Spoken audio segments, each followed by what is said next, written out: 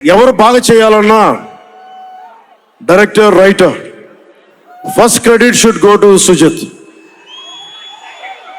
తర్వాత సుజీత్ తాలూకు డ్రీమ్ ని రియలైజ్ చేయడానికి the one and only Thaman.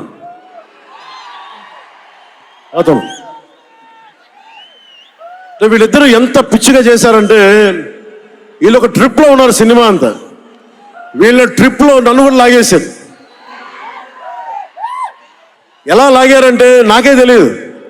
నేను డిప్యూటీ సీఎం అని మర్చిపోయాను నేను ఈ రోజున. మీరు ఊహించుకోండి,